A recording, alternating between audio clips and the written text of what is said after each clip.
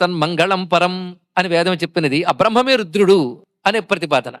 అలాంటి పంచాక్షరి విద్య గురించి మాట్లాడుకున్న ధన్యులమే. అయితే పంచాక్షరి అష్టమోనువాకంలో వచ్చింది. అష్టమోనువాకం ప్రారంభం నమ సోమాయచ రుద్రాయచ. ఎంత బాగున్నదో.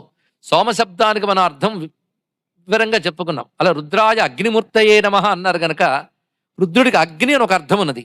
దాని ముందు సోమ ఉంది. సోమ అగ్ని కలిపితే అగ్ని సోమాత్మకం జగత్. ఈ జగత్తంతా అగ్ని సోమాత్మకము అనే మాట అక్కడ గోచరింపజేస్తున్నాడు. పైగా ఈ అనువాకానికి ఎక్కువ ప్రాధాన్యం ఉన్నది. అందుకే అభిషేకం చేస్తూ చేస్తూ ఉండగా అష్టమోనువాకం వచ్చినప్పుడు మాత్రము గంట మోగించి హరహర హరహర అని ప్రత్యేకంగా చేస్తారు. ఇంకోటి కూడా శాస్త్రంలో ఏం చెప్తున్నారంటే 11 అనువాకాలు నీకు చెయ్యడానికి అవకాశం లేకపోతే నమకంలో 8వ అనువాకము, చమకంలో 3వ అనువాకం చేసుకున్నారు. చమకంలో 3వ అనువాకం అంటే శంచమే మయశ్చమే ప్రియంచమే అనుకామశ్చమే అది వస్తుంది అక్కడ.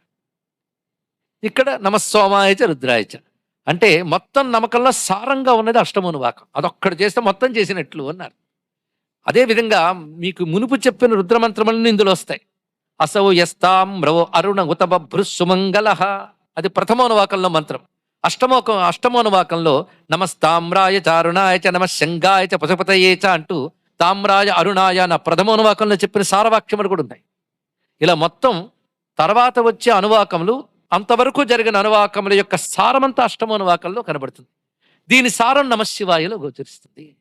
ఇంకప్పుడు శ్లోకం పూర్తి చేస్తాం. ఇందుకు 3 పాదములు మాత్రమే చెప్పుకున్నాం. విద్యాసు శృతి రుత్కృష్ట తత్ర ఏకాదశిని శృతౌ తత్ర పంచాక్షరి. అందులో పంచాక్షరి గొప్పది కదా. తత్ర శివ ఇత్యక్షరద్వయం. ఆ పంచాక్షరిలో మళ్ళీ అది గొప్పదే అంటే శివ అని 2 అక్షరాలయ్యా అన్నాడు ఇక్కడ. అంటే దీన్ని బట్టి మొత్తం రుద్ర మంత్రాలకి వేదమునికి కూడా ప్రాణస్థానంలో ఉన్నదేంటి శివ. ఆ 2 అక్షరములే.